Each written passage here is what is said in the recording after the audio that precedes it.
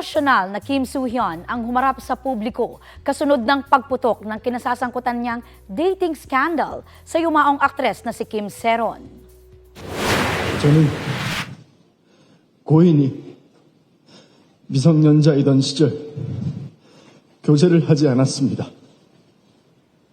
그리고 고인이 저의 외면으로 인해 또 저희 소속사가 고인의 채무를 압박했기 때문에 비극적인 선택을 했다는 것 또한 사실이 아닙니다. Inamin ng South Korean actor sa press conference na isang taon silang nag-date ni Sae-ron na hindi na raw minor noon. Kabilang sa alegasyon kay Soo-hyun ng umano'y grooming o pakikipagrelasyon sa nooy 15-year-old na aktres. 16 years old ang age of consent sa South Korea. Kaugnay naman sa kinasasangkutang drunk driving incident ni Sae-ron last 2022, itinanggi ng aktor na sapilitang siningil ng talent agency na gold medalist ang aktres sa binayarang damages noon at humantong sa pagkamatay ni Sae-ron.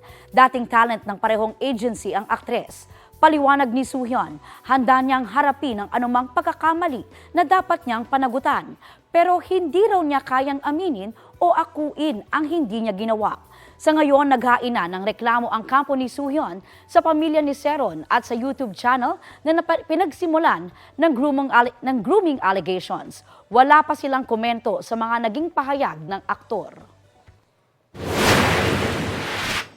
제가 잘못한 일은 얼마든지 인정하겠습니다. 책임져야 할 일이 있다면 책임지는 게 당연하다고 생각합니다. 하지만